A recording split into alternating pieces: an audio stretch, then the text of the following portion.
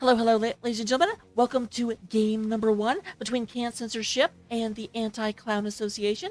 I am your host, Raka, or hostess. I don't want to call myself a hostess. It sounds like I'm a snack cake, and no.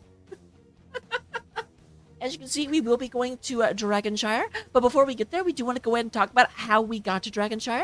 We got to Dragonshire by, first off, Anti-Clone Association did win the coin flip and has decided on first pick, which does mean that map pick went over to the side of Can Censorship. Can Censorship, in response, did go ahead and ban out Battlefield of Eternity and Volskaya Foundry. Anti-Clone Association has, in response, banned Alterac Valley and Sky Temple. So we'll be going to Dragonshire. Frankly, one of the most interesting and fluid maps that we have in Heroes of the Storm. I'm very, very, very happy with this map. A lot of stuff. Actually, Dragonshire is kind of a map where you have to be able to sort of balance three different priorities at the same time. You have to win both top and bottom shrine while also having someone in the middle. It's very, very difficult.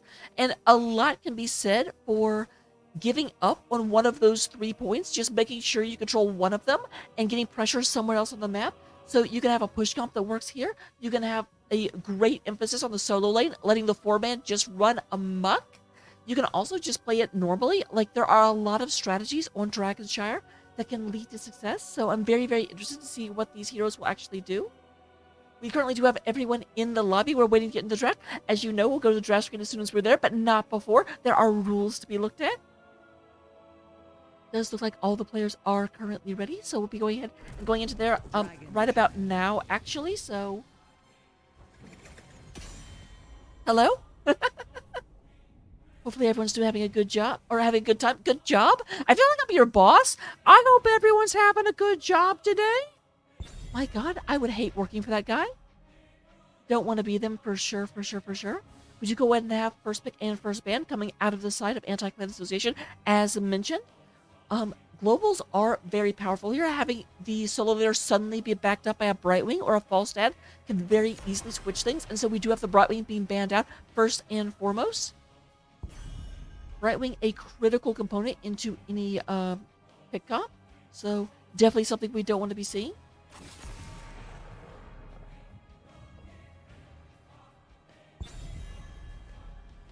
Ah, darn it. I forgot the command. There we go. Found it.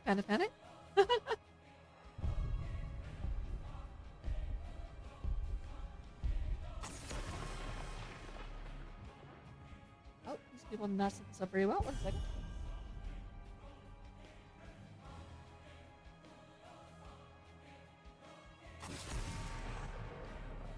All right, we do go ahead. Now that I'm looking back, we do have the Dahaka and the Stukov. Sorry about that. Was trying to get things nice and set up for the prediction, so I wouldn't have to forget to do it, because I know you guys love gambling. And we do have Dude Abides going ahead and taking the Rexar first and foremost. Am not surprised at this. This is one of Rexar's 2 best maps. The other one not even being in the Storm League pool, so definitely won't be seeing that again.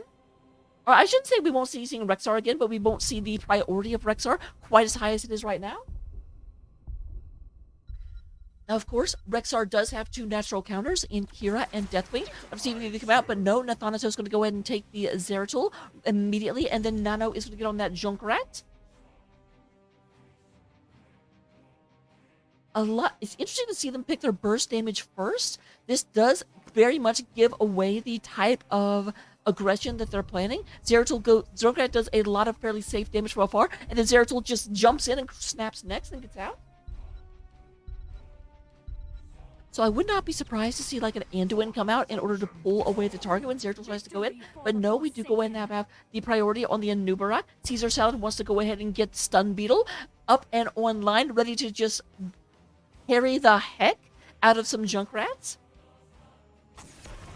Which is interesting because Junkrats can get the talent where he drops bombs when he's stunned. And so you take the most stunny tank in the game. That feels like an anti-synergy, but these players are much better than I am. Do you have the ban onto Uther, not Anduin? Although, actually, Uther with Divine Shield does make a lot of sense. Hello, co-caster.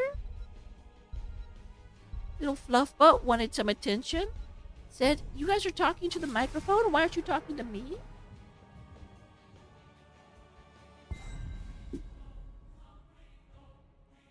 All right, we do go and have the Abathur. Interesting. I can see it, although I guess the Abathur would have to be their offlaner, which seems scary to do. But regardless, it's not going to come up now, so it's not something that we necessarily have to think about. So it begins.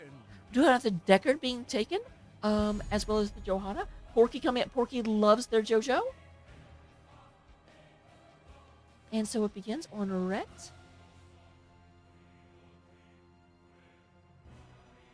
Still has not picked the offlane to go into Rexar, which is interesting. Because I don't really understand the priority on waiting on that pick. I mean, granted, you know what they're going into. Oh, interesting, the Karazim. Karazim can, of course, kind of stop Zeratul with the Divine Palm, but still not a pick I would have expected. And then Phoenix on DH. I do have to wonder,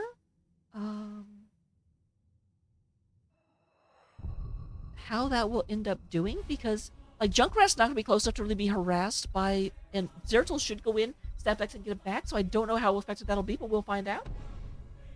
Someone tell behind it there's a Phoenix game, he will be thrilled, he will love that.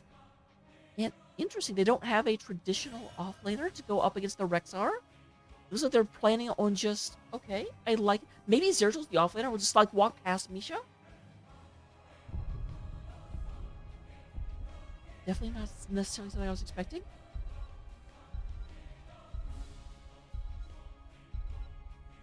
Alright, and with that done, we'll go ahead and start the prediction. Go ahead and put your points where your mouth is. Go ahead and see if you can get anything amazing going on. And I will go ahead and get into the game.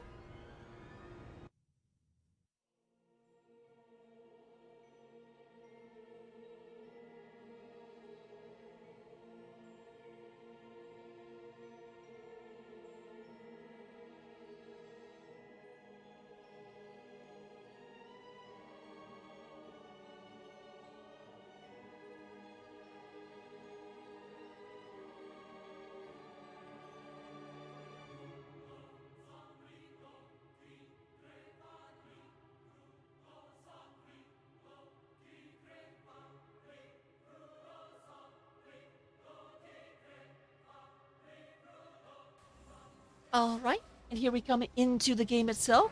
Coming in on the blue side of the battlefield, we do have Censorship. For a split second, I actually blanked on their name because I'm super good at my job. Censorship is being represented by Nathanatos playing the Zeratul, HPT Nano is on the Junkrat, Rhett on that Deckard Kane, Porky playing the Johanna, and Epic is coming in on Cassia. On the other side of the battlefield, representing Anti-Clown Association, the team in orange, actually, because I like colorblind people. We do have Censor playing the Sylvanas, Judah Bides on that Rexar, Caesar Salad is on the Anubarak, got Filth playing Phoenix, and Valamar coming in on Karazim. Both teams charging into the middle lane right now. Looking at our talents at level 1. Looks like the only questing talent we actually have taken is Cassia on that Thunderstroke. Going to be stacking Q damage the entire game. Nothing else jumps out at me as super unusual. A little bit of damage coming in. Caesar Salad being focused on just a bit. Nice little rotation. They're making the clockwise move through, and it does look like Judah Bides is moving up towards the top lane right now. A little bit of move in on that Johanna. Dorito going to come out, but not going to catch anyone. Nice interrupt of the rotation for countership, or can't count Censorship. Storm Epic in a lot of trouble, and do go ahead and have the boop around for the Cassia, but definitely a kill onto Johanna. First kill of the game. First blood coming for Anti-Clown Association. You think yourself worthy to wield the Dragon Knight's power? There's a second kill. Chat saying take my points. I'm not sure that's accurate. We have 2 kills to nothing in favor of ACA. Meanwhile, up top, we do indeed have the Zeratul. Zeratul going ahead and clearing against this. This is going to be a lot of interest later in the game when Zeratul comes online and can just, like, move in and kill Rexar out of nowhere.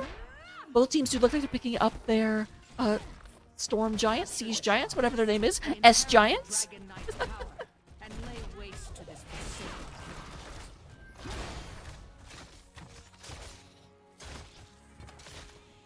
Here's Deckard coming around. Epic standing in the middle. 3 people nearby. Both pairs of giants are moving in. We do have the lower camp, the Moon Shrine, currently occupied by Censor ship. Top Shrine, of course, being occupied by Rexar.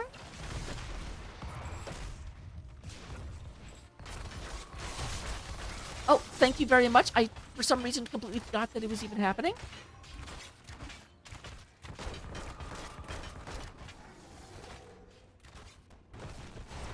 I'm too used to it actually happening, but I will absolutely get that offline for you.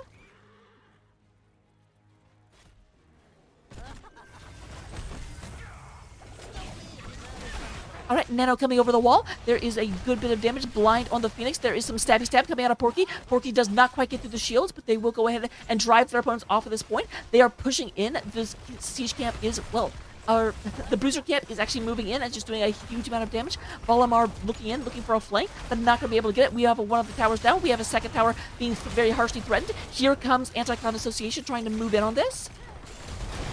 Another blind coming out, going ahead and stopping Sylvanas from getting some damage, but Epic takes a lot of damage, does go ahead and sidestep the Nubarak. Nubarak going to move in, but nope. Epic once again sidesteps the Impaler Spikes, but we have the entire front wall going on this side. But meanwhile, Rexar's been pushing the entire time. Rexar is up at the top of the camp, and he's going to get the entire front wall as well. The Thanatos is currently moving up there, trying to get that taken care of.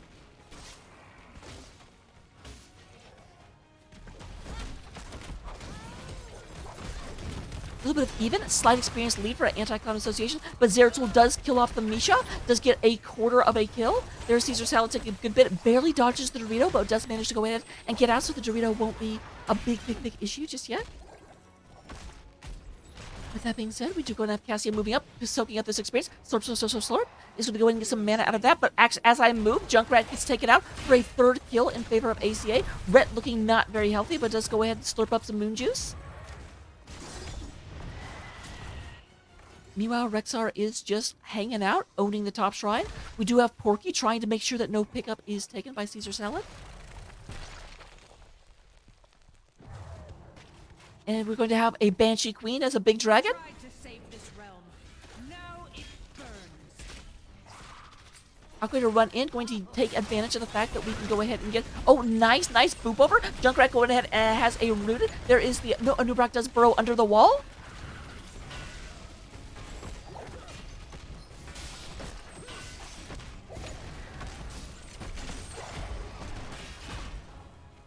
Dragon Knight does go down about half health, but does go ahead and take out one of the towers. We do have about a full level advantage on the side of Anti-Cloud Association currently. With that being taken care of, we do have Nathanatos going ahead and going back. Does get knocked down to about 70% health, and they're up here. The rest of the team looks like they're like, Dragon Knight can take top. We don't care about top. Top is stupid. They're going to go ahead and pressure bottom and mid, trying to get caught up on that ever-important experience. Valamar is being hunted down by Porky.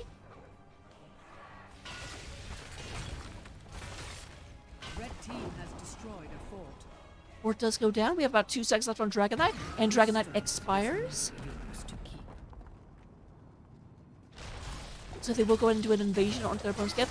Zeratul may have seen that, but it does not look like their team is really in a position to interfere with this over much. I'm surprised at all of this attention being paid up to the top Bridge of Death.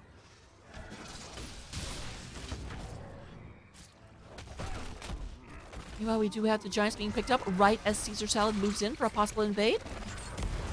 Does back out of that. Definitely not something that's going to happen.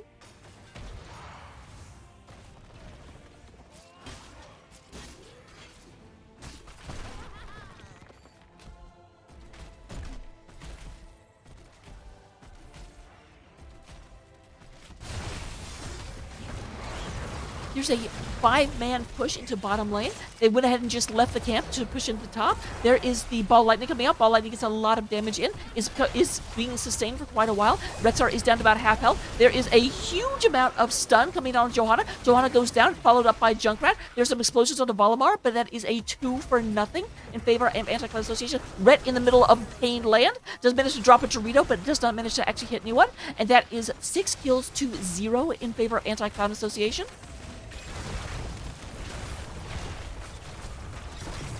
This is just really pushing through. Zeratul needs level 16 in order to really be able to become an unstoppable engine of death. But while that 16 is not there, we just have kills on kills on kills on kills on kills. Anti-Clown Association is apparently also Anti-Dragon Defense Association.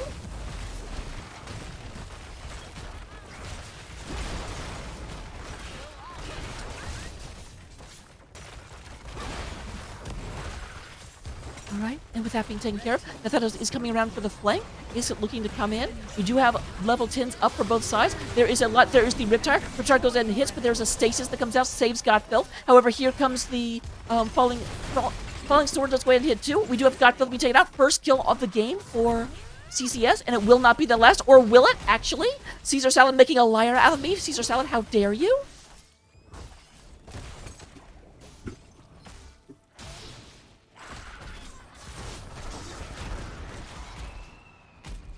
Sorry, guys, my cat knocked my drink over like a big old jerk.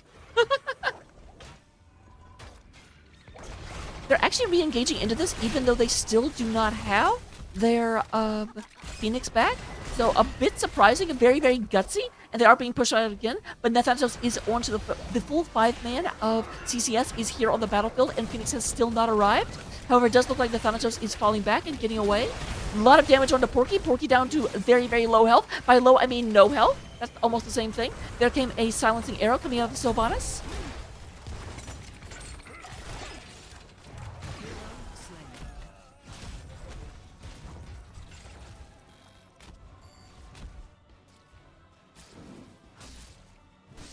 Alright, here's everyone else kind of running around and doing a spin.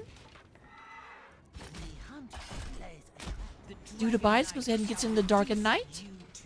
He's going to go ahead and move through. That is the second Dragon Knight of the game, and the second one that goes in favor of Anti-Cloud Association. They're going to go ahead. There is one fort still standing for their opponents, and they say that is one fort too many. We're going to go ahead and take that away, and take it away they do. Fort goes down, and they are just pushing in onto the keep wall. Dragon Knight's still very healthy, has 78% health, and still 50 seconds of life left. So, with that being taken care of, we do go ahead and have them moving in, doing an amazing job trying to push into their opponents.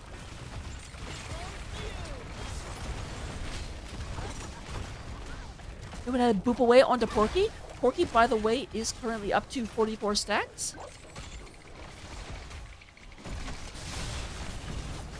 It does look like they are forcing a retreat from Anti-Cloud Association. Kaiser has to Banshee Wave out of there. Rexar in the middle of the dragon and near a lot of enemy opponents, but he's still at 13% health. There is the Falling Sword comes in. Falling Sword actually misses everyone on the landing. Caesar Salad, a little bit isolated, will be taken out. Does not actually have, and there is the Void Prison. Void Prison catches everyone. Dorito comes down. Dorito catches 3 people. There is a very, very low Kaiser, but a dead Johanna. We do go ahead and have Junkrat goes ahead and lands the mine. Godfilth is going ahead and salvoing in, and we do have a kill on Deckard. That is a 3-for-2 in favor of Anti-Clown Association. Misha goes in, gets the stun. Nano's not going anywhere, at least not for a few seconds, but then goes ahead and manages to get down to 300 health, and Karazim moves in, Fist of Flurry, Blaze, and we do go ahead and have a 4th kill for Anti-Clown Association.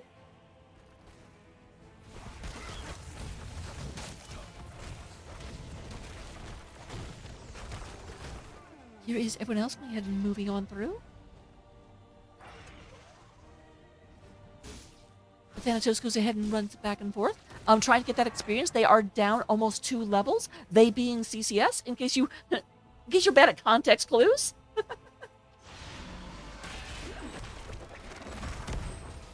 Meanwhile, it does go ahead and look like we're going to have Dude Abides and Caesar Salad, as well as Kelser coming down to get the siege camp. Meanwhile, down at the bottom, the remaining 2 members of Anti-Clown Association do go ahead and pick up the Bruiser camp.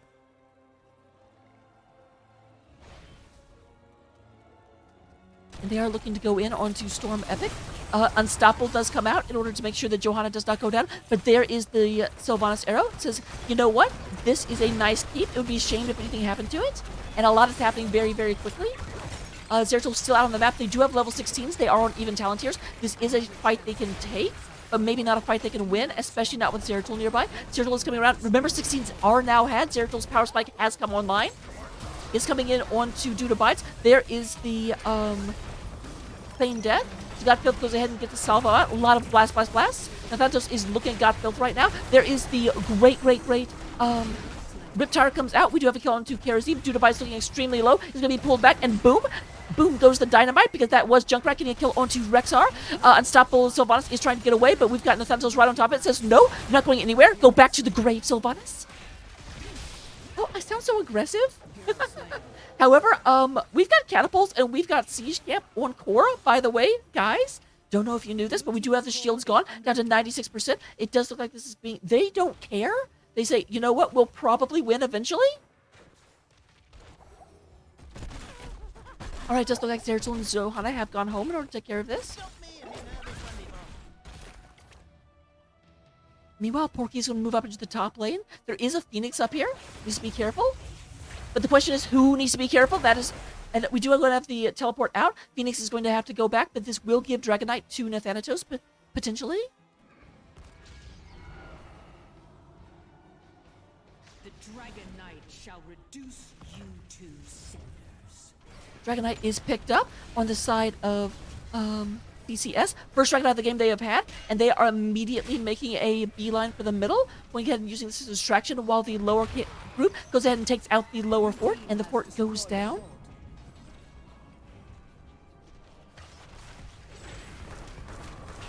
Kelsey goes ahead and just knocks through quite a bit of damage coming in. Just go ahead and drink up some moon juice as this is moving back in. There is the fire hitting both the moonwell and the tower itself. Shields are gone, and as is the moonwell.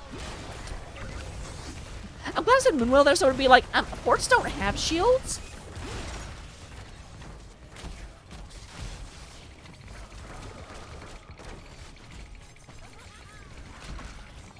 Alright, we do go ahead and have the Dragonite going down slightly before the fort does. Will the fort actually survive? The fort is down very, very low, currently hanging out at 1400 experience, but it does look like CCS is falling back, except for Porky. Porky's like, no? How about we don't give this up? I think that'd be awesome.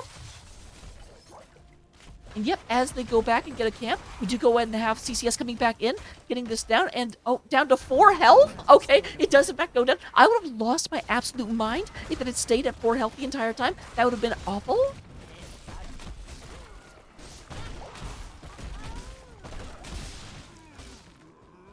So we're going to have the Siege Giants being picked up for both sides. There is a Bruiser camp coming across the top of the map that is going to go ahead and have to be taken out by the opponent. There is the Johanna. Alright, Falling Sword used to get out of there. Johanna will not have that for about 50 seconds, but definitely better than being dead. We're going to bring the talent to be back. I've actually been told people prefer not to have it on for Storm Division, which is why it wasn't on the whole time. But I'll be glad to pull that up for you, Carbon.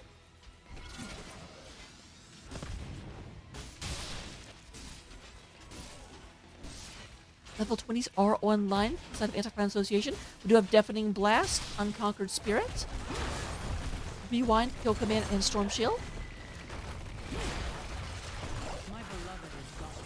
His power will control the shrine. Lot of mercenary pressure coming in. The full 5-man for Anti-Clan Association is coming in, and there is a lot of damage. Junkrat gets taken out. However, Misha does stay on the mines. There is a sleeping Anubarak. Anubarak going to go ahead and be assaulted. Is going to...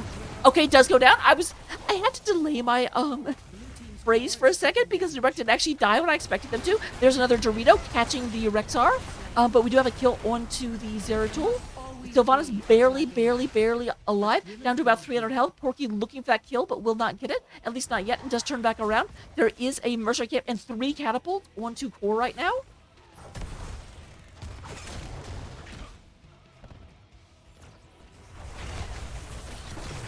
Porky trying to keep this back, but is having a hard time of it, and Phoenix is on the hunt. Phoenix is looking for this, but does actually force... Phoenix... In the game of chicken, Phoenix does go ahead and swerve first, gets out of there, says, I might not win this, but in the end, neither of them die, which is what you want, and we do have another Dragonite. We've got a Dragoon into Dragon. Phoenix just went ahead and took away an O out of his name.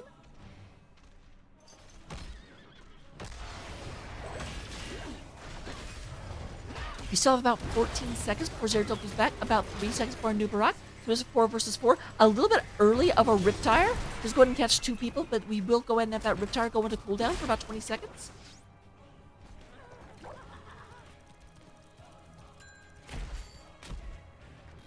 And with that being taken care of, they do actually have managed to stall Anti-Clan Association. They don't really want to move in without their tank, but that means they are actually waiting for Zeratul to rejoin the fight. Dragon Knight is down to about 65%. Is going to have to move in through the fire and the flames, quite literally. Falling Sword actually misses. Is down for its full duration, but we also do go ahead and have Silencing Arrow. There is the Sleepy coming down. The Sleepy, that's what I called it. Kaiser goes ahead. There was the bouncing of the Ball Lightning. We do have a Misha being taken out by a Dorito, but we're down to 5%, down to 0%, and the core does go down while I was watching Misha die. We are going to have game number 1 going to Anti-Cloud Association. Very, very, very well played. Controlled the game from beginning until almost the end. Did have a little bit of a resurgent coming from CCS, but at the end, they were able to put the pressure on, make sure that we continual pressure went through, and eventually we did have the game end. At the end of the day, we do go ahead and have Rhett coming in with 53,000 healing over the course of the game. Valimar coming in with 49,000. In terms of the damage, Cassia actually outdamages the Zeratul. Zeratul is usually the one you kind of think of the like snap killer, but Cassia comes in with 73,000 damage over the course of the game. Amazing. Nano and Got Filth coming in with 52,000 apiece. And that ever important Soak, Zeratul just all over the map, getting a lot of stuff done. So great to see. In terms of talents, here they are. Copy them down, love them, learn from them, hold them forever. Big important thing to keep in mind is that at the beginning of the game, if you remember, we had like a 6-1 lead in kills coming out the side of ACA, and at the end, we end up with 9-15. So definitely a turning of the tables happening for CCS. It just didn't start quite soon enough. But at the end of the day, definitely potential for this to be a long series. Stay tuned, and we will be back in just a second.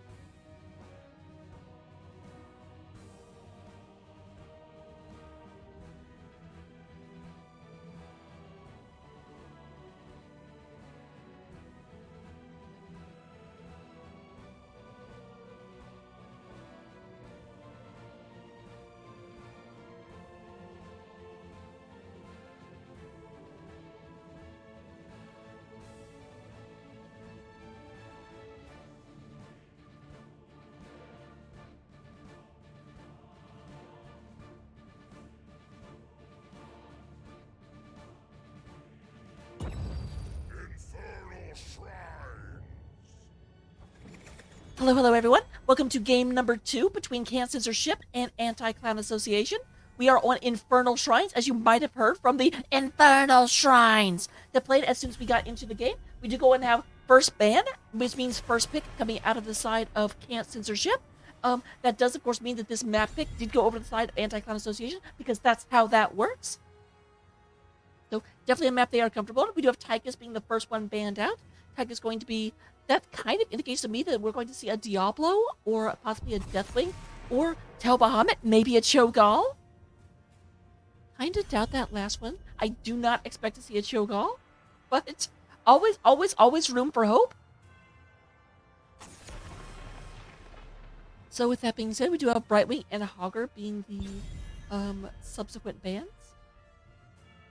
Oh, and let me fix one thing right quick.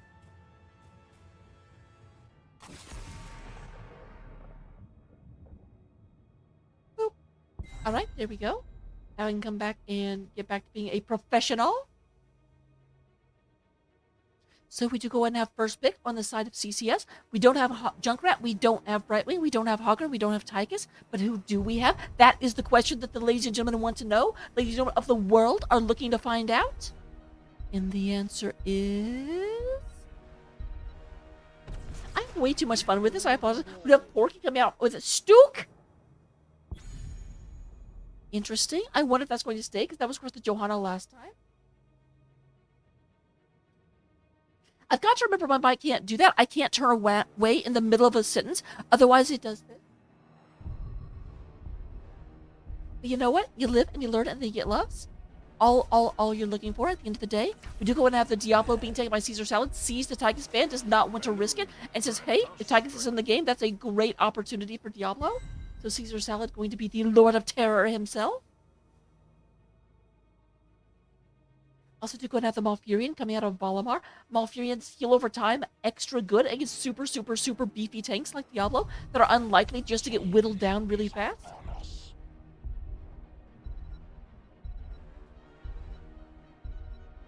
And we do have Dahaka. Dahaka can do extra damage and just clear the shrine very quickly, although not as fast as, say, Diva or Sonya. Going to come out of Epic there. We'd also do have a false head. A little bit of global priority coming out of the side of CCS. Love to see it.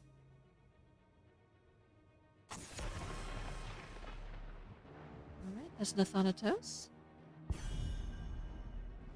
Going from the Master of Shadows to the Master of Burbs.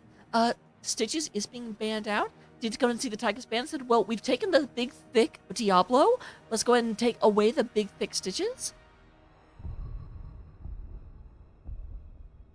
I do have to say it's very unlikely to be a Deathwing at this point. Maybe they just don't like Tychus in general. Like, that's completely valid. Tychus is a super good hero, so... I would not necessarily blame them. Sylvanas does get taken out on the other side. Does not want, like, if we don't, Sylvanas kind of makes every immortal you get into a frozen immortal. So, decided they wanted no part of that.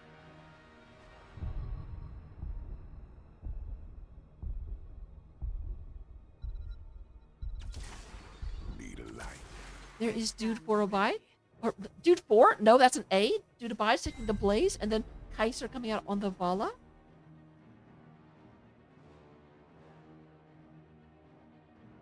I was blind for a second.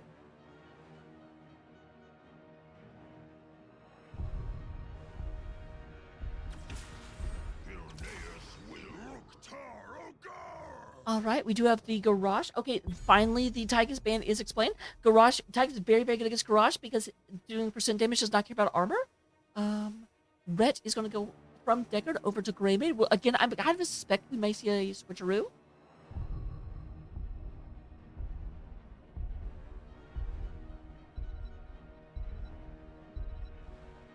And the last pick coming from Godfill. Who we going to see? What we going to do? That is the question. Interesting. The Mephisto. Not necessarily something I was expecting. So with that being done, let's go ahead and look at this.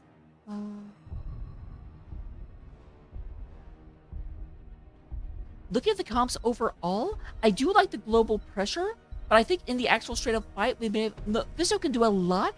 and there are a good deal of melee-based heroes, so Mephisto can get a lot of damage. So it's going to have to be a game of trying to overcome the macro that CCS is going to try and bring to bear. I don't necessarily know who's going to win it, but we'll find out. You and I together.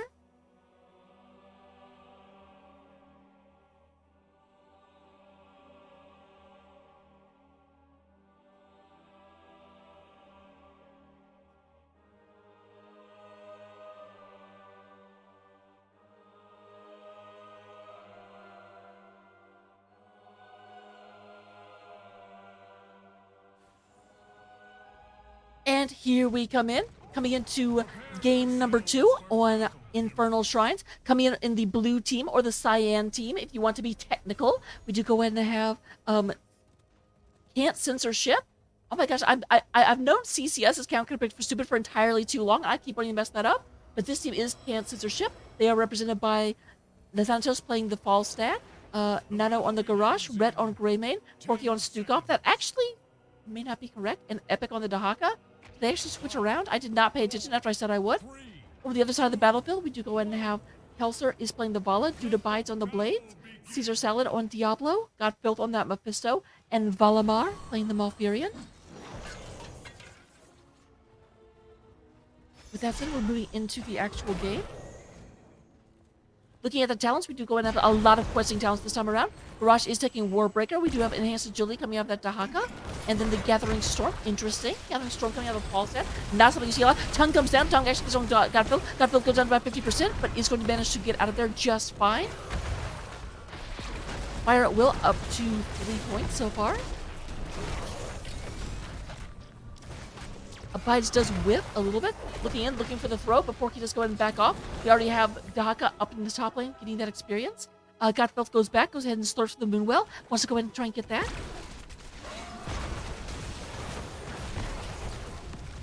Here is Porky coming across. No one actually at the camps yet, and Greymane is in the middle. Looks like a 1-3-1, or 1-1-3 actually coming outside of CCS, at least for the moment. Dahaka is dealing with Blaze for the moment up here.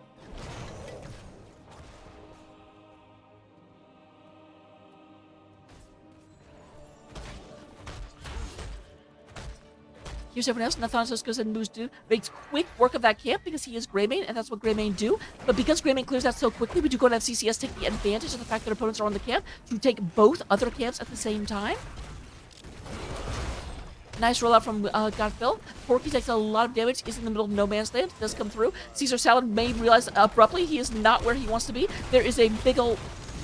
It didn't look like Porky was close enough, but we are going to have the first blood of the game going against Dahaka. We have a hospital come down, and Diablo is no longer going to be alive. Meanwhile, Blaze has come down in order to try and deal with this. This does leave Dahaka alone, but Dahaka is not making super big advantage of it at the moment.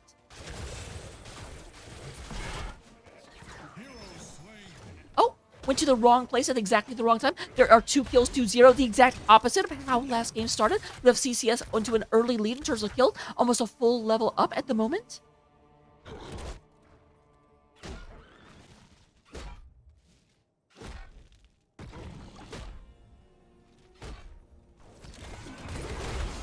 All right, this is going to be the Shaman camp being picked up by CCS at the moment.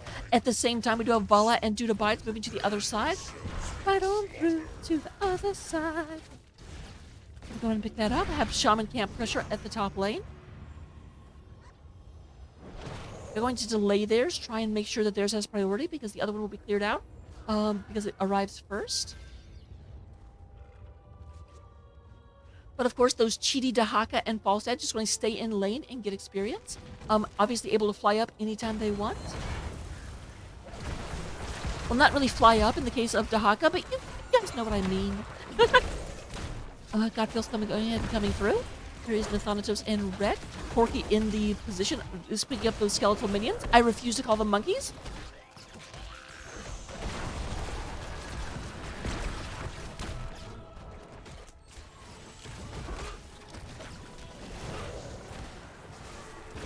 Blaze is staying out of the area, but level 7 is picked up on the side of CCS. CCS is now able to be more aggressive. Porky looking for an engage. There's a roll out from the Vala. Vala goes ahead and moves back. Vala up to 17 stacks on her multi-shot talent. 15 stacks in terms of the fall set. Actually make that... Okay, that that changed real fast. Up to 22 all of a sudden.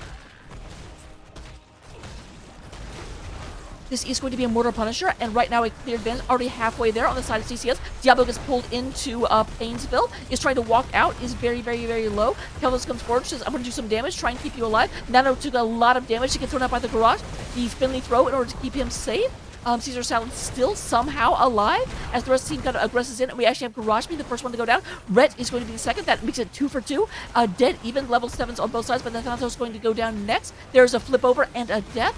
Only Nano is left. Can Nano go ahead and finish this up? The answer is no. That was a rhetorical question. Don't bother answering it.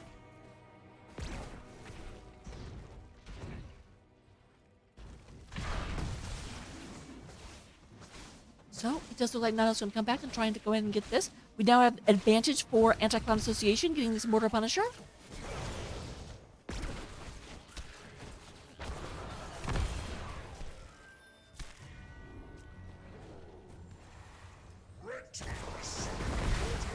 Here comes Punisher in. We have 3 members up top in order for the defense. Porky going back and forth, goes in, pops the Unstoppable, gets the projector over the wall. It is being sieged by all of the towers, but the towers are going down very, very quickly. In fact, they are gone by the time I finished the statement about how they were going down quickly. That is how fast they were going down.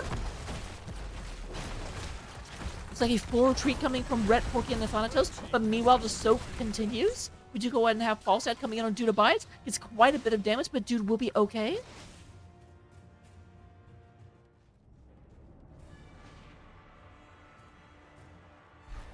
Go ahead and have Rhett bring this over, slurps up some moon juice, and is going to go ahead and get this. Level 10s are online for the side of Anti-Clown Association. We do go ahead and have the Durance of Hate, Tranquility, Stray, Bunker Drop, and Diablo just isn't sure.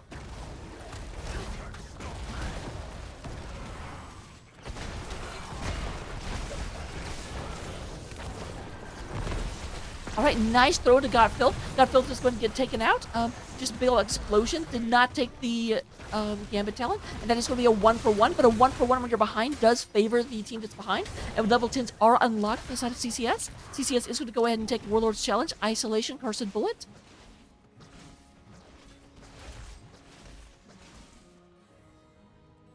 Mighty Gust and Flailing Swat. Totally natural. We do have Apocalypse, by the way, for Diablo. Go ahead and pick that up. Nathantos goes back and forth. Caesar Salad is just watching this happen. It's one of those alpha predator moments where the wolf is out in the forest and the demon is nearby. And you only thought you were safe, sir? Oh, there is Godfilth, and Godfilth just gets absolute Cursed Bullet comes in, and Vala goes down. That is 2 kills on Vala. It's a very good thing they didn't take the Gambit talent, because that would be 2 stacks down.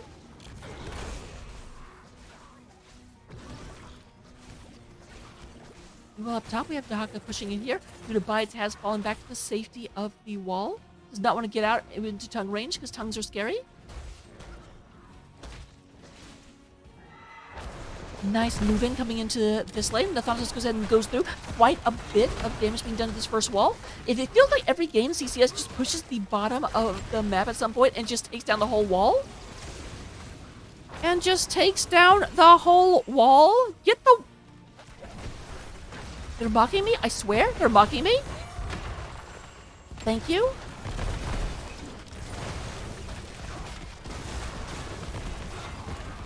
Alright, nice little pick up there.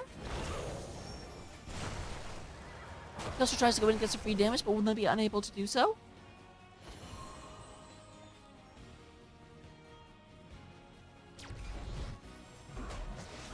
Got the rotation coming in. Falstad is looking to not get thrown. Porky goes ahead and gets aggressive spawn by Diablo, but actually slight move away does cause the flip into Roots to not be successful. And with that being taken care of, we do go ahead and have another shrine coming up. This is going to be an inactive Arcane Shrine. Arcane Punisher will be coming out. That does mean the third and scariest Punisher of the initial 3 is going to be the Frozen Punisher, which is also the scariest one.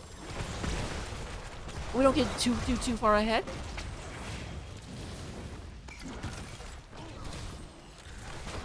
Once again, Soak is being had. Both teams are at level 13 at the moment. Blaze is on the point. All 5 of them are, but Blaze goes ahead and gets knocked. There's a taunt, but actually they managed to get the bunker drop before the taunt really connects. It was odd that I actually saw the phrase taunted.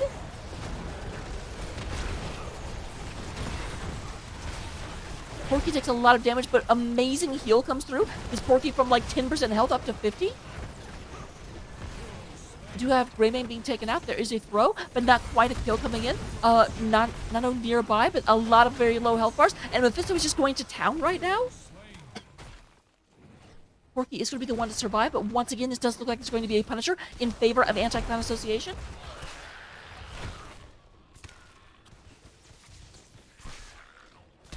And before the Punisher even hits the ground, we're going to go ahead and have Sylvanas and friends moving in. Actually, she's not Sylvanas this game. Dirt. She got... Red team has destroyed a fort.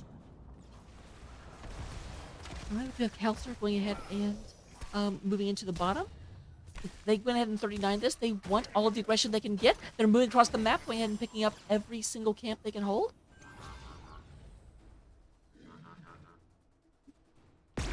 This does mean their entire enemy team is up, but unless they can come in and just swipe the entire team, and they don't even wait for that, they say... Red team has summoned an army. Interesting they didn't grab that. I'm not sure exactly why they didn't, but okay.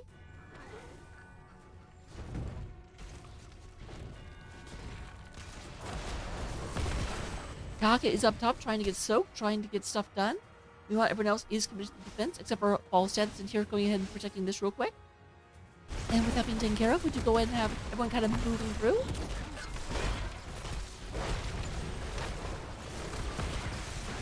Punisher is down to about 50% as the wall falls. They're going to be looking into this. All 5 members of Anti-Clown Association are down here. There goes the jump. Stun happens. There's a flip over into Unstoppable Garage. Is going to go away with about 300 health. Punisher is down, but so is the fort. None of the none of the forts have been taken down yet, so that will be continual counterport pressure along the bottom of the map with nothing to oppose it. 2-level advantage coming from Anti-Clown Association.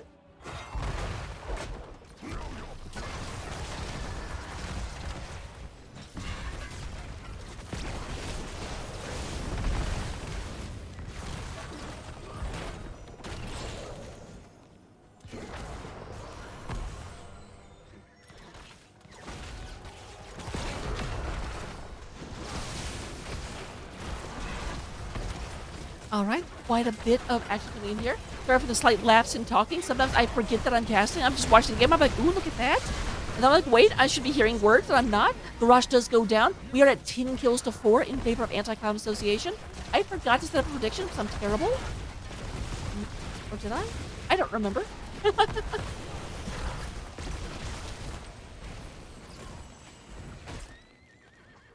Alright, just continuing to like knock the noose down. It does look like the next Punisher, the Frozen Punisher, will be in top lane. They want to go ahead and set that up. Make sure that the Punisher cannot be baited behind a wall because the wall does not exist. And indeed, the wall goes down.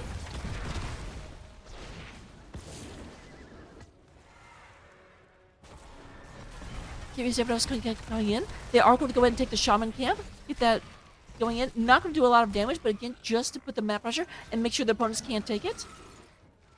Rush is back up, but once again, Dahaka is just trying to get them experience, trying to get them caught up.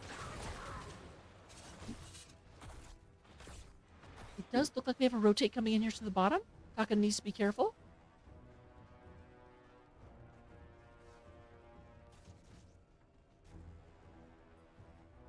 I'm just going to look around, see if they can find a dinosaur. But nope, no Kai berries here.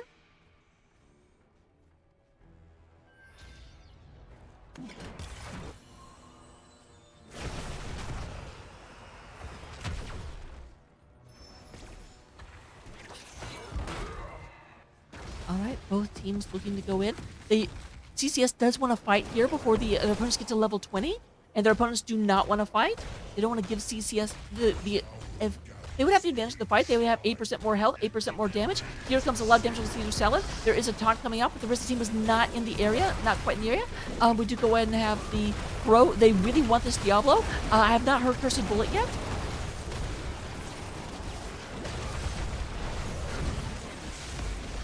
I would definitely say that Anti-Clown Association has made great use of the fact that Tychus was banned out. Godfilth goes ahead and just spins forever. Corky wants this kill, but is not going to get it. Nano is looking for it. Nano tries to get there, but no. We have a 4-for-nothing kill in favor of Anti-Clown Association. And they're just going to go to bottom lane and end this game, it looks like. Only Dahaka is still up, and Dahaka cannot hold this off.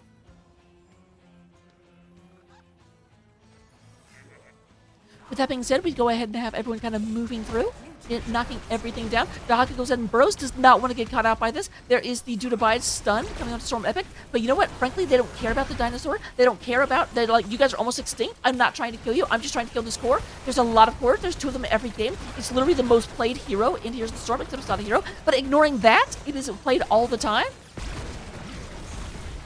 And Dahaka does sacrifice his life. The Thanatos comes down, trying to keep this up. Down to 300, down to death. There is Rhett. Rhett going ahead and be like, ooh, I'm silencing you. I'm not letting anything happen. But the core goes down. The crown falls, and game number 2 goes in favor of Anti-Clown Association.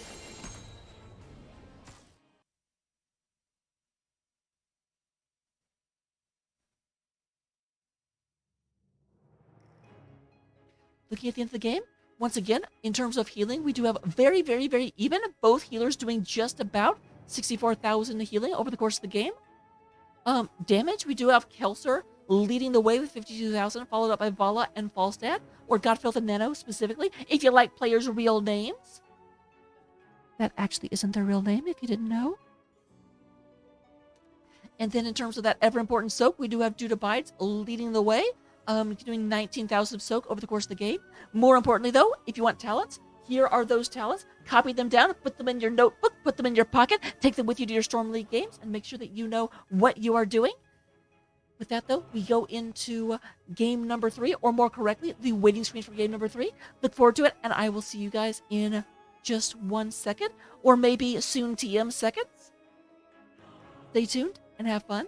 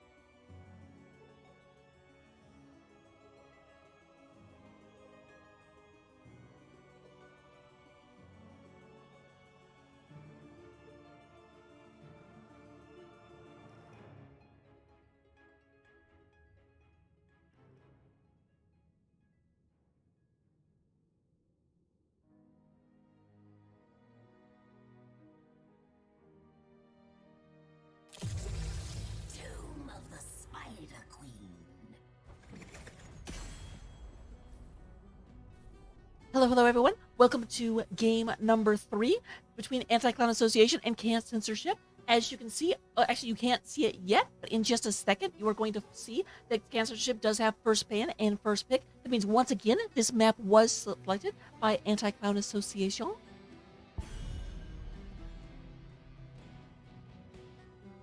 So we'll have to see what they do. What will happen differently? Now, CCS had a great start to the last game. We do go ahead and have an absolutely amazing series of games coming out of them. But in the end, it felt like they had a good initiator combo, and then ACA kind of figured it out. So we'll have to see what changes. They do get rid of Stukov this time around, even though they're the ones that took Stukov last time. A ban onto Medivh, interesting. Obviously very map specific. This is the smallest map we have in the map pool, so definitely something that slightly different heroes are going to be seen coming out. I have to wonder if we'll see Zeratul again, because Zeratul could be a terror going between the lanes very, very quickly, showing up in fights you don't actually expect. Junkrat being the second ban out of ACA.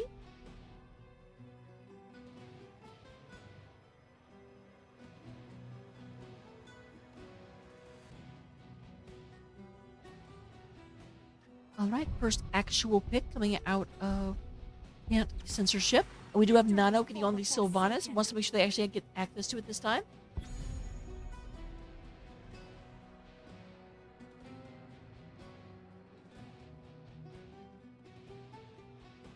Sylvanas definitely able to maximize the lethality of a spider wave, being able to shut down the towers as the spiders appear, and just make that push indomitable. Rexar coming out interesting. I kind of said we wouldn't see Rexar again. I was wrong. I apologize. We do go ahead and have Dude Abides once again, like in the Rex. And we also have Malfurion. I wonder if we'll see another Diablo. Malfurion definitely big good with Diablo or Stitches. Just anyone where they can put an enemy hero in some place, so the roots can come down and just hold them right where they end up. Right Wing is going to be the pick from Rhett. Not banning out this time, but then pick it up, and Blaze is being taken by Epic.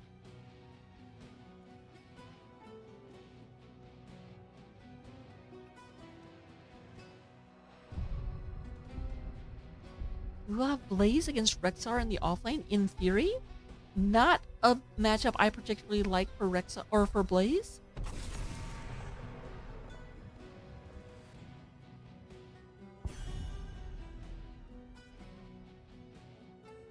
With that done, we do have the Diablo being banned out. Interesting. By the team I thought had a better ability to make use of it. And then the Tychus being banned out in response to, oh, you don't want the hero that will be countered by Tychus? Well, then we won't take the counter to it.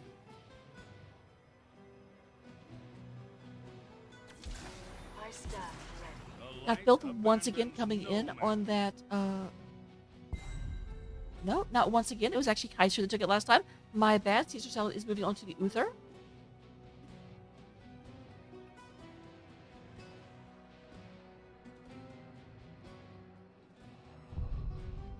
A little bit of a roll stop. We'll have to see if that actually lasts. Hopefully I'll actually... Oh my god, tell Bahamut, tell Bahamut, tell Bahamut.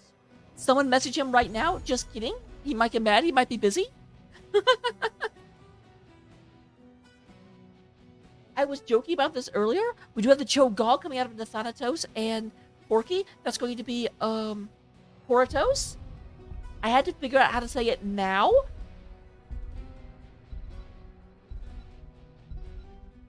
So what % damage are going to come in to try and deal with this? Okay, Malthael, not a bad choice. I like it. I love it. I want some more of it. And with that, we'll go ahead and get into the game. Let me get your predictions up and running, and I'll see you guys in just a few seconds.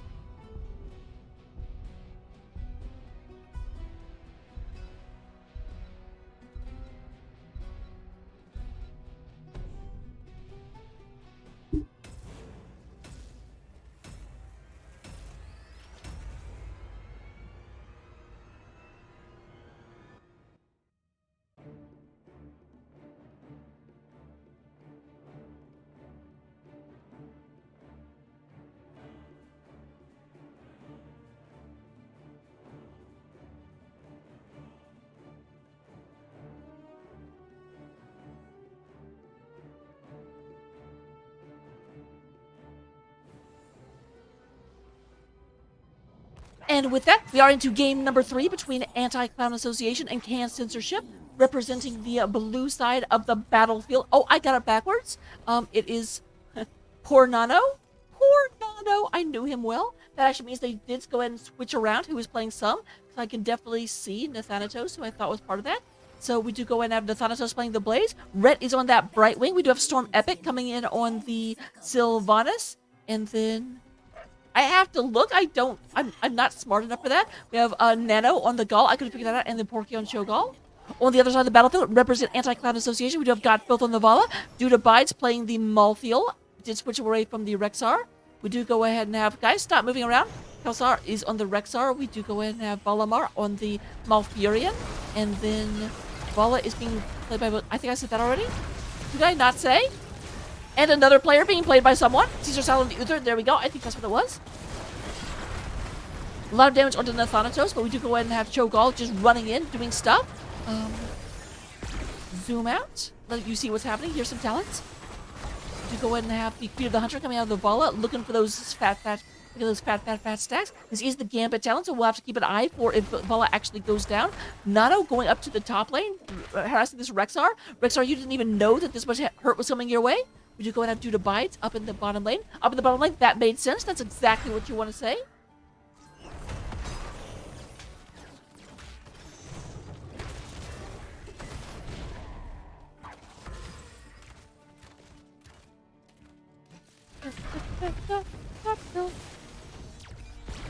I'm gonna come down here and go ahead and clear out this siege camp real quick with the help of 4 of their allies. With Cho'Gall so far away, there's no real chance of any response to this, so that's definitely not something we're going to see coming in. Cho'Gall is in the middle, getting experience, slight experience. Actually, you know what? I'm not going to say lead. It is basically dead even. As soon as I said that, the experience evened out. Nathanatos playing great. Here's the storm right now, sitting behind the wall. This is actually patience for things I don't have patience for. I would want to go out. I would want to do something.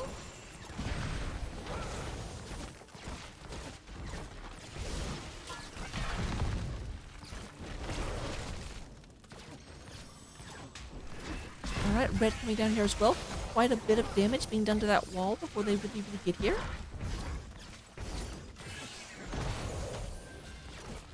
Meanwhile, Sylvanas goes ahead and finishes this camp. The opposing camp is taken by Amalfiel, who goes ahead. Both of them look like they're hearthing to get health real quick.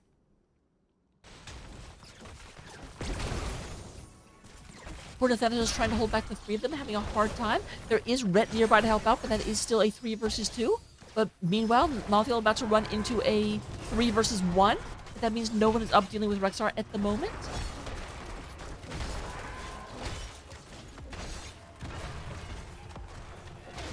Angel of Death versus Chonky Boy, go.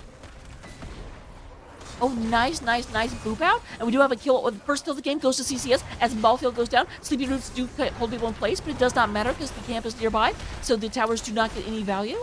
Meanwhile, it looks like we're going to trade at the moment. We do have a rotation coming in from Anti-Clown Association. There is the 50 Fear the Hunter stack. So we do go ahead and have the Hater bonus up to 1%.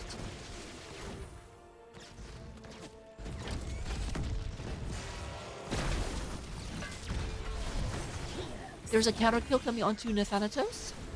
Still a 3 versus 3 in the bottom. Ret being harassed a little bit by Godfilth. Godfilth is low, needs to be careful, does have that Gambit talent, of course.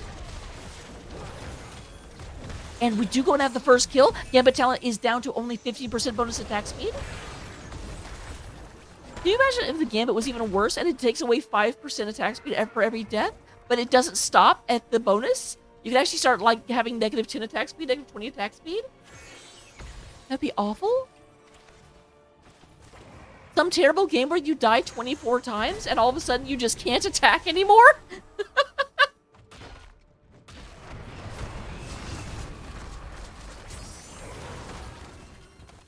With that being said, we have quite a bit. Uther is trying to turn in the middle. Duda Bites comes by. We do go ahead and have the 4-man. Misha being a little bit isolated, but Cho'Gall only has eyes for Censor. I think it's actually Kelsler. I think I've been saying it wrong the whole time. My apologies. Both teams do have enough for turn in, but neither team is really interested in letting their opponents turn in.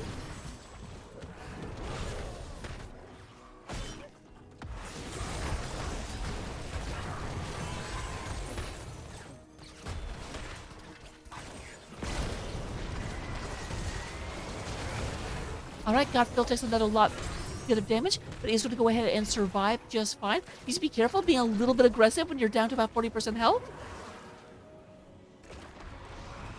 And there is the turn-in from the Cho'Gall. Still about 11 away on the side of CCS.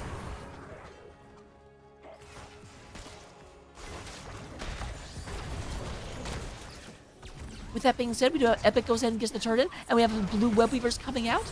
Coming on out. Oh, they're coming on now. Vala goes down again. I missed it. I am so sorry, you guys. Please don't hate me.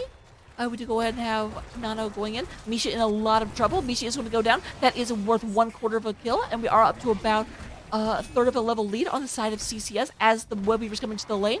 That means we're going to have no Bear and no Vala.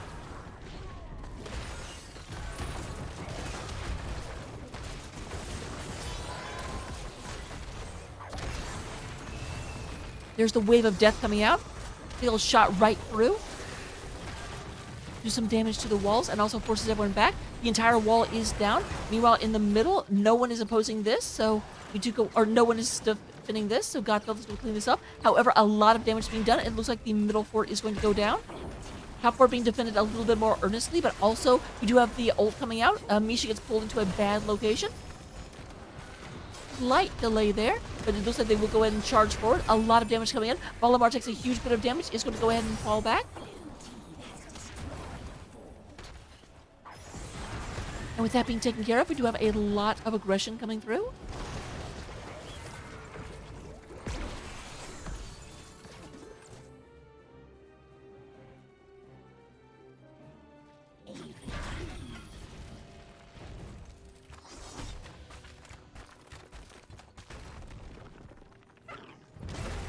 All right, Nano goes ahead, and there is one fort that survived the wrath of the web weavers, and they want to get that taken care of real quick. So they're going in. Sylvanas goes ahead and turns that off. There is a concentrated defense at the moment. Bunker comes down in order to try and keep that from happening, and the fort does indeed go down. We have occasional cannibal pressure. There is the pull-in. Godfield right in the middle of the entire enemy team. Does get polymorphed. Invulnerable comes out from the Divine Shield. We do have Dude Abides right in the middle of a lot of things. Silenced is coming out, but you can only silence half of Cho'Gall. Gall is never silenced. Gall will not be silenced, ladies and gentlemen.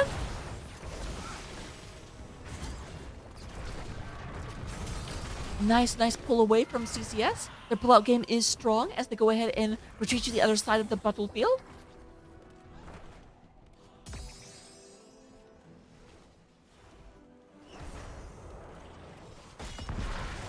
Here's another engagement. Misha goes in and gets a nice double stun. There is a sleeping Cho, but again, you cannot sleep Gall. Gall is even more immune to Deathwing for stuff like that.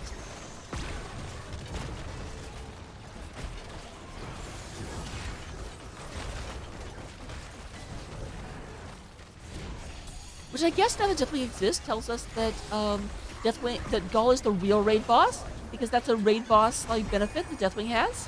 But Cho doesn't get it. Dude Abides takes a lot of damage. There is a silence. Arrogance gets down, and the Angel of Death does get Angel of Destroyed. It does look like Malfurion is going to be the next target, and Malfurion is going to be taken out. Here come the Web Weavers, but Web Weavers are going to be unassisted. Cho'Gall goes in, gets in there. Does Cho'Gall get like a flamethrower in both hands? I don't actually know how that works. So these are going to be very, very ineffective spiders coming out. Spider butts, spider butts.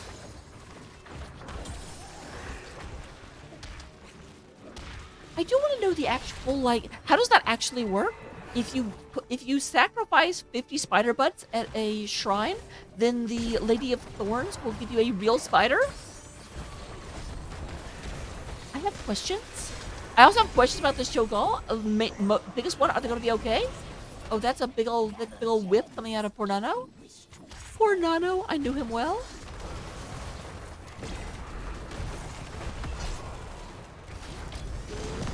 Nice stun. And Bobo comes out in order to try and keep the Malfurion alive. There is poor Nano looking very, very, very worse for wear. Unified is looking for this. Are we going to have the... No? Yes? Maybe? Ask again? We do go ahead and have the raid bosses being taken out. Blaze and Brightwing are still alive, but Cho'Gall and Sylvanas go down. Epic loots were dropped, but were taken by the Hunter because everything is Hunter loot. It does look like we've got Anti-Clown Association moving up to the top of the map in order to go ahead and secure this boss.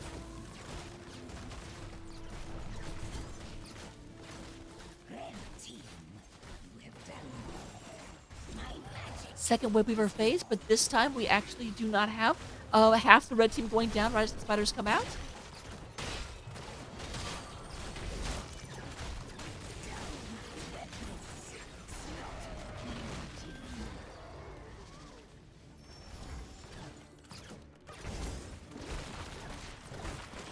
All right. You go ahead and have a lot of pressure going to the top of the map. Meanwhile, Blaze is down here. Blaze, Nathanatos is going to go ahead and make sure that nothing happens with this.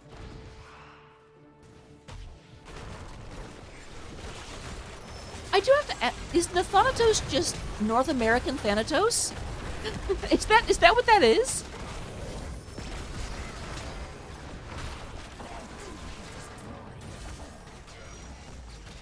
All right, Misha gets pulled in. Not necessarily the targets they wanted. But Misha does go down, so hey, that's something. No Misha for a bit. That also turns off like 2 of Rexar's 3 abilities. So a lot of pressure coming in here. Blaze goes ahead and gets the bottom and middle cleared out, but the top is doing damage to the keep wall, and the keep wall will go down.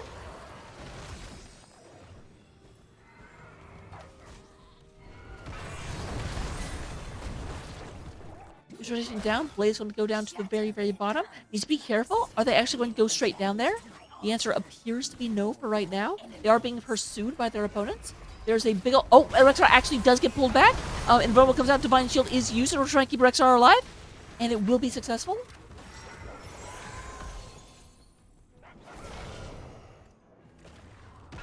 So, trading out 2 ults for 1 is good, but Divine Shield is a 80-second cooldown, and the other 2 are 30-second cooldowns, so maybe less good.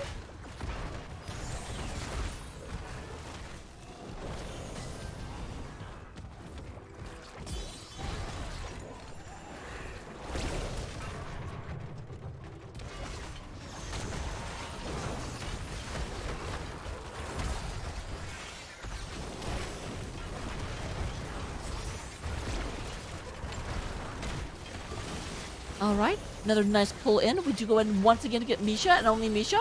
I've got to say that Anti-Cloud Association are super good at actually avoiding these abilities. I have been consistently impressed.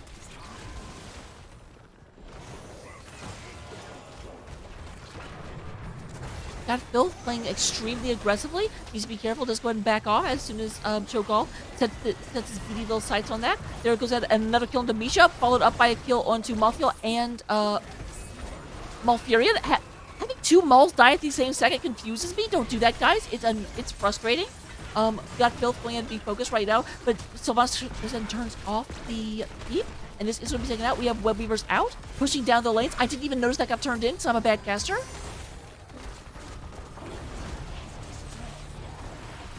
So here comes the press in. We still have 15 seconds before everyone's back up. It is a 5 versus 3. There is a Blaze in by Blaze. Poor Nano going ahead. With the shields are gone, the paint is scratched, and we do look like we have a 4th game coming out of the series thanks to a win for CCS. We are down to 50%, down to 10%, and there we have it. Congratulations to CCS for winning game number 2 and taking us into game number 3 and taking us into a game number 4. The series got legs, ladies and gentlemen, and we will see you in just a second for it. But before we go, let's go ahead and look at in terms of healing. Brightwing running away with it. Brightwing doing amazing healing. Granted, there was a double swirl on the other side, so I'm sure they took talents that were not just about healing, but still almost healing as much as their 2 opponents combined. Hats off to you, Rhett, if I was wearing a hat. Got Filth leading the way in damage. Did take that Gambit talent, died twice, so lost half of its value before the end of the game, but still did 63,000 damage overall, followed up by Gall and Sylvanas. And then we do go and have Nathanatos and Epic leading the way on Soak. Nathanatos getting 12,000 over the course of the game. Great job, great game, and great life. Looking at talents, we do go ahead and have all of these lovely talents. Again, get out your notebook, write them down, go scratch, scratch, scratch, scratch, scratch, put that in your pocket, and take it with you into Storm League games. These are the best talents approved by the most wonderful players that you'll ever see. If you see better players, then smack them because they are clearly doppelgangers. They're not real. Don't trust them. See you guys next time, and thank you very much for tuning in. By next time, I mean in like 5 minutes, or more like 2 minutes. So, yay.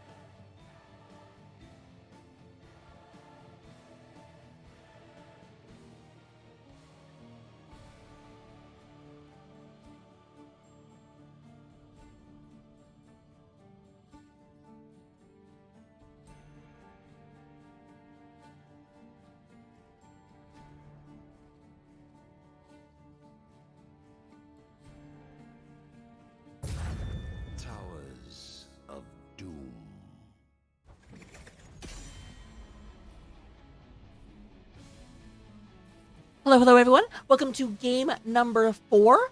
It's so weird for me to say that. I don't usually cast Storm Division, so we have three game series. I'm like, wait, what? But we do have game number 4 coming in right now between Can Censorship and Anti-Clown Association. This is on Towers of Doom as picked by Can Censorship, which is confusing. This is the map you go to at the end of a series. So by taking it here, Can Censorship is saying this will be the last map, but that means they're saying their opponents will win. I'm very confused. Medivh is going to be banned out by Anti-Clown Association. Still sticking with that. Say, you know what? Being able to protect yourself from everything we want to do with you is not okay. Right Wing going to be the ban. Definitely Global's kind of big on this map. Being able to suddenly shift and help out the battle on the other end immediately is scurry. I do expect to see Dahaka or Malthael or maybe Zul on this map. Like the offlaner is interesting because they're kind of one of the most important characters, but also they are not exactly the okay, definitely not seeing Dahaka, but it's like they're the hardest ones to focus on because they just spend the entire game almost ignoring one another and going from lane to lane to lane to lane to lane. With that being said, we do have our actual picks coming in. Actual picks seem much bigger. It's a perfect day for some mayhem. Alright, Junkrat going to be the first pick. He's not banned out this time, so Kelser going to go ahead and be on his Australian. That is a logical decision. I agree, Abathur. Taking Abathur first thing. Interesting non-standard comms coming out.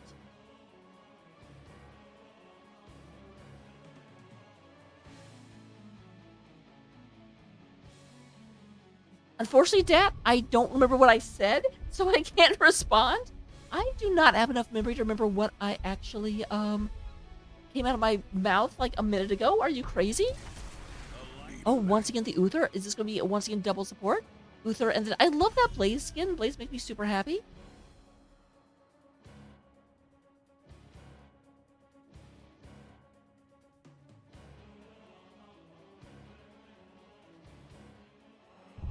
Also, hello, Goon. I see you in chat.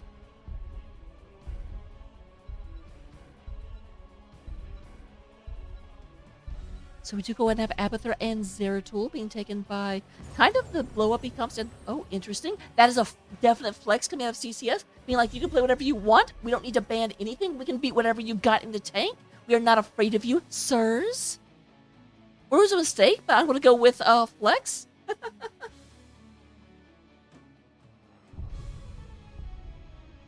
Oh, come on. Skip ban again. Flex back. You can do it. I believe it. Aww.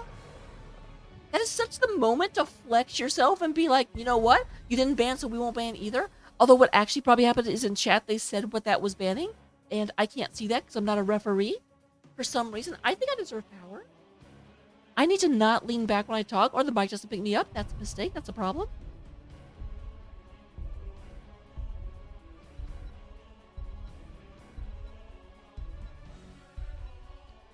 And with that, we do go and have 2 picks coming in. The Hawker and the Varian. Hawker is super good on this map. Interestingly, he's the only one that can double soak faster than Malthael. Because even though Malthael can ride his horse faster, Hawker, if he sets up perfectly, can actually bounce straight from mid lane to top lane and vice versa. But you have to be very experienced to do it because you have to be exactly perfectly angled. And then, of course, Varian's just going to be like, guess who isn't moving? It's you! We do have Meriden and the Sergeant Hammer? Hammer spammer? Interesting. They do see a general lack of being able to dive in. Obviously, Zeratul can kill Hammer very easily once they get to 16. But if they go ahead and just dominate bottom lane for the first 15 levels, it shouldn't really make a difference. That's the goal anyway. And our last pick. Oh, this is my jam. This will be the Lucio. If you don't have enough dive, just make all your characters run faster, and that will be the same thing. That's obviously what's going on here. So I'll go ahead and give you guys a prediction. As always, put your money where your mouth is. Put those points down and go ahead and say which of these comps you think is better. Is it the crazy invisible ABBA build with the Parasite ending up in the middle of your whole team? Or is it freaking Bama the Spamma Hamma? We're gonna find out in about 3 seconds. 3, 2, 1. Okay, maybe in 30 seconds, because I forgot that I'm ahead of you. But there you have the prediction. Use it, abuse it, love it. And I'll see you in game.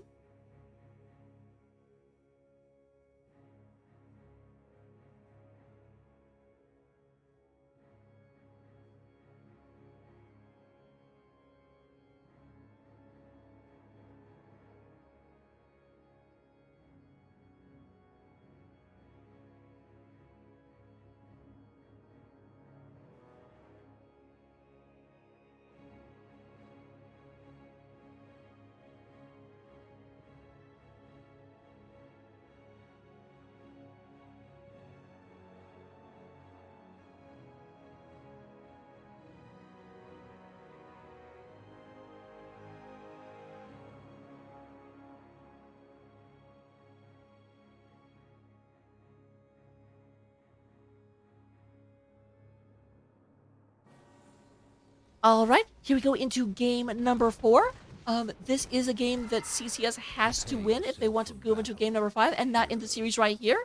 Representing CCS, we do have the Action Man variant being played by Porky, Nathanatos on the Master of Shadows, Zeratul, Storm Epic is coming in on Haga, Nando coming in on Abathur, and Rhett on the DJ with the mix with the battle begins. Hicks? I don't know. Lucio. On the other side of the battlefield, we do have that Murden coming in on Caesar Salad. Blaze being played by Duda Bides. At the bottom lane, we do go and have Valamar on the Uther. Godfeld on Bama the Hamma Spamma. And Kelser coming out on Junkrat. I really like saying Hammer's name a lot. Here we have everyone kind of moving back and forth. Caesar Salad is in the middle. But here comes, of course, the very expected cheese. Godfeld saying, hey, move, I have to shell. And here comes, we do go ahead and see Lucio moving down, but a lot of damage being done before anything happened. Godfeld is standing right here. They don't quite get the tower. A lot of damage being done to Red. Here comes the Thanatos looking in. A lot of damage on the Kelser. Junkrat is going to be the first blood and the first death as Zeratul goes ahead and cleans them up. Clean up in aisle bottom.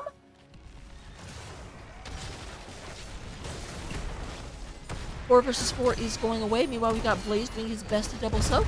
Abathur doing a very much more lazy version of double soaking. But it will be successful until Blaze can start beating down the walls.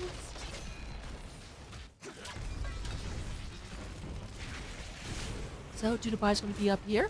Here we go ahead and have invade happening on the side of Anti-Con Association, but Epic gonna walk in there.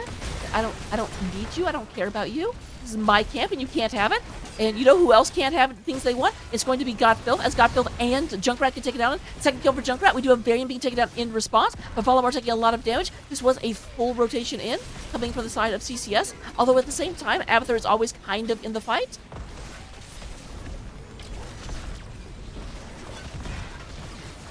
Judah Bides is going to be on the Blaze, but Blaze is taken back to the Hall of Storms, courtesy of CCS. From Epic says, you know what? I like this camp. This camp should work for us. And here is Caesar Salad coming in. Very, very slow death timers happening.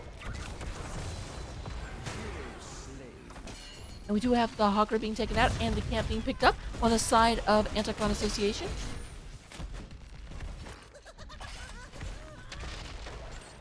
Caesar Salad goes ahead and moves down.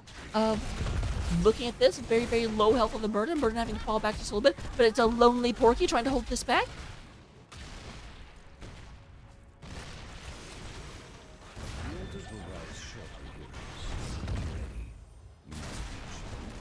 Alright, a little bit of lag coming through.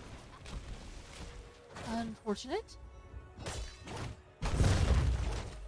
So we do go ahead and have Zeratul going back and forth. This will be an advantage for CCS because Abathur, of course, can't actually have, or for ABA because Abathur can't actually build up. Well, maybe he can. Maybe shut my heckin' mouth.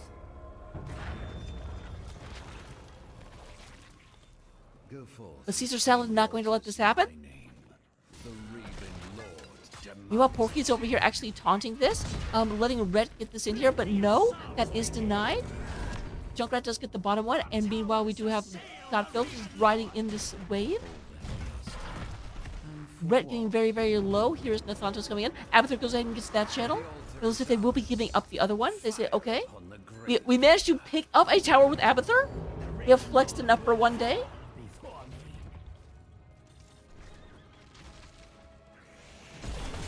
We can go ahead and have everyone come in. Epic gets a lot of stuff done. There is Epic getting out of there.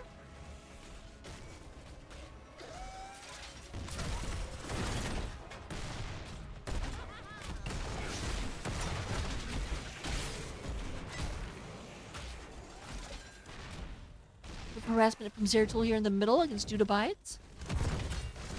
And we do have Porky in the back line. But a lot of damage on the Epic. Epic is going to once again be escorted back to the Hall of Storms. There's a nice taunt onto Valimar. Valimar going to go down. But that is Spooky Ghost Uther. Perfect for the season. Is going to heal up all of his allies because he's a super nice ghost. Basically, Uther is Casper.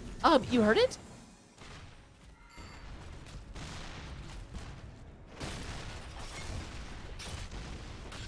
After does go ahead and call out the mule.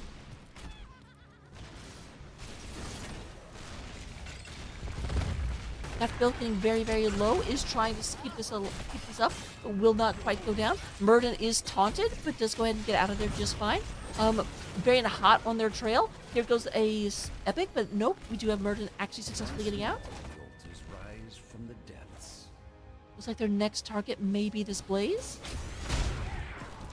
Oh, Varian kind of ran in there right in time to actually get hit, but there is the taunt. This could be a lot of damage on the Blaze. Here's Caesar Salad and Valimar coming in, trying to help out. This is the 3 versus 3 all of a sudden.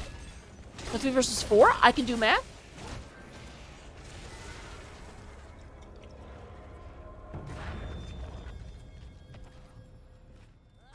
Lay claim to the altars. Do not disappoint me. They're also going to go ahead and get the bottom tower. Looks like no one is currently interested in trying to oppose them. That is going to be another 4 shots going across the map towards CCS. Boom.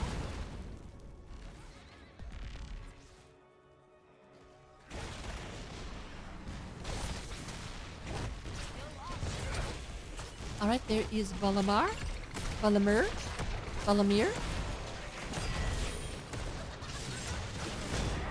There's a nice taunt coming out. It looks like Uther is actually going to survive. Full story at 11. I thought Uther was dead for 100% of all time. There is a completion of the Stormbolt quest. Stormbolt. Well, you can tell I don't play enough Burden, can't you? With that being said, we do gotta have everyone kind of moving through.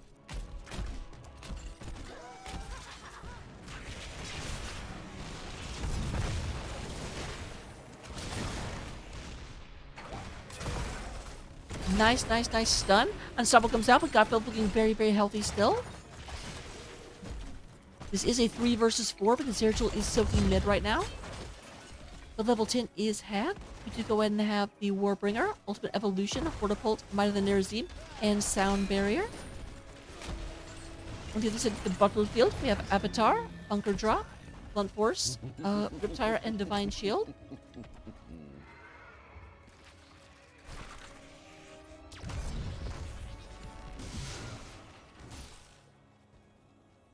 Here's another altar spawning. It is another single altar.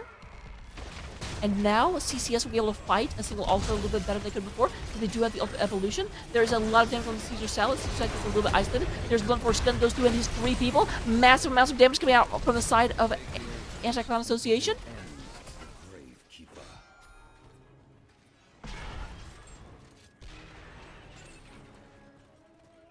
They are making the decision. They said, look, let's go ahead and secure the bottom fort before we go ahead and actually get this. So we can get the extra shot into our vile opponents.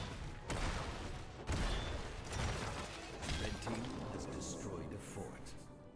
And there the shots go. Down to 23 health. How utterly drone. Collapse onto Dudabites, but that is a bad idea because the other 5 members are nearby. Hawker already moving in, trying to go ahead and take this back.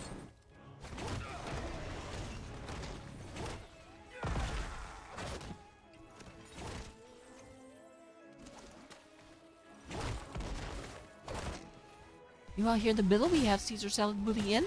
against Porky and Rhett. Considering taking boss or CCS, or at the very least securing the area.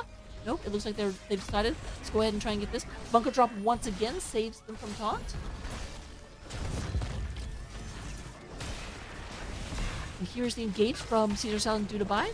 It is 3 versus 2, but the health bars are in favor, and actually Kelso comes up as well.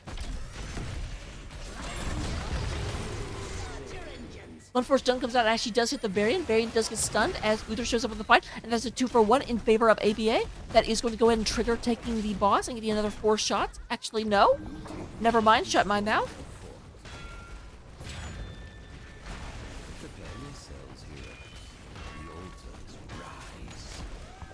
Prepare yourselves, heroes. You have another power falling. This will be a double altar phase.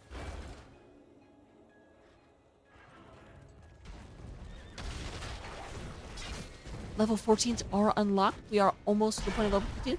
About, frankly, a level and a half advantage for ACA at the moment. So, with that said, The altars have risen. Activate them now. so it does look like the middle altar will be the point of contention. Zeratul comes in for the side. There is a lot of stuff. God Filth is slowly moving into position in order to stop this. Junkrat has secured bottom at this point.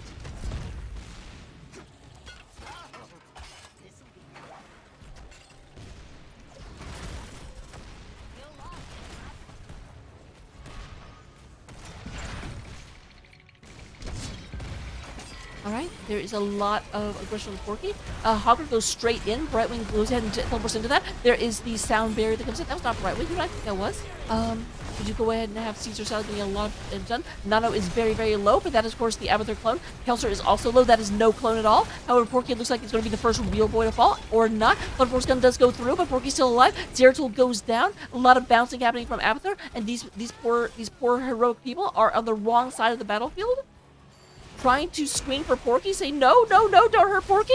Porky is unfortunately hurt, and the Dudabai does miss that. Porky goes in, is going to go down, guns, blades are swinging, but go down he will, as we have a 3-for-0 trade in favor of ABA.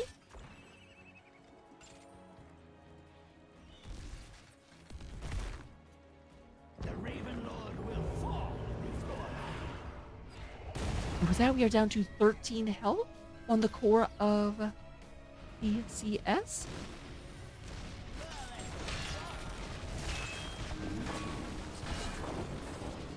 Nice little trade out happening there. Destroyed a fort. Blaze is considering going for the camp, but decides against it.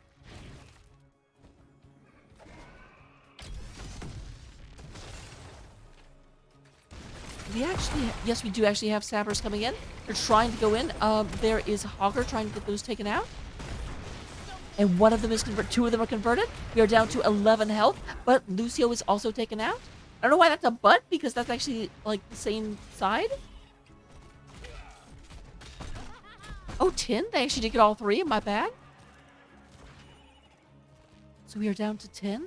That is a double altar, and the game will be over, assuming that we stay with 5 altars on the side of ACA. Heroes, I have opened a tunnel near our core that leads to the battleground center. Use it well. What? I mean, I knew I could do that. I'm open to my tunnel as well.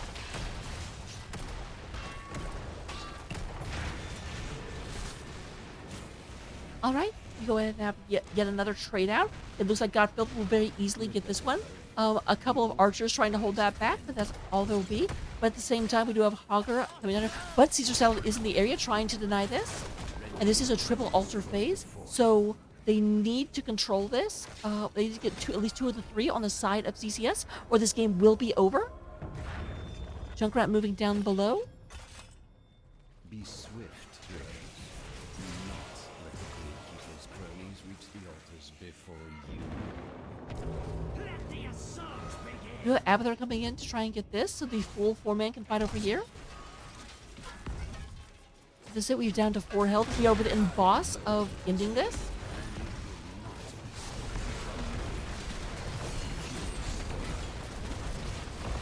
We do have a kill onto Zeratul. Porkin looking very low. There is the stun coming out, and Varian goes down as well. GG already called by Porkin and Thanatos. I unfortunately have to agree. There is a big ol' Riptire. Hogger's just spinning. Spogger doesn't care. Hogger's like, I am going to spin my life away. Kira has a talent named that. Kira needs to give that back.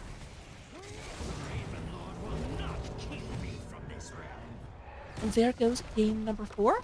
3-1 victory for Anti-Cloud Association. So with that, very good games, very good set, very good series. CCS definitely tried something interesting here in this last one, but did not quite work out. Here we looking at the stats real quick. We do have Lucio leading the way in healing, being followed up by a single support Uther, which is not something you usually recommend seeing, but that was definitely played very, very well on the side of ACA. In terms of damage, got Filth putting Hammer back on the map. We do have Junkrat coming in second with 36,000, and then Abathur with 31,000 overall. And then Blaze leading the way in that ever-important soak with 17,000. Well done, well fought, and well played. Looking at talents, once again, write these down, hold on to them, hold them, love them. Take them with you. This is normally when we'd have an interview, but for some reason, Storm League teams are always like, nope, we're going to bed, because they are always made up of a lot of people from all over the place. So I've just never had anyone that actually wanted to do an interview, so I've kind of stopped asking. If you're ACA and you want to do an interview, I apologize. I feel like a bother. So with that, we'll go ahead and end the stream. Thank you very much, everyone, for tuning in. Congratulations to ACA for a very well-fought series. Does this actually work?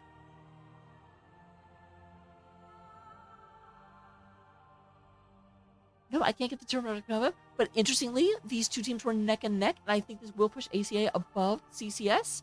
But they're both in the middle of the pack. Certainly none of them in danger of, not making it to the end. A lot of gas left in their tanks. So we'll go ahead and enjoy that. Look until the end, and see y'all next time. Thank you very much for tuning in.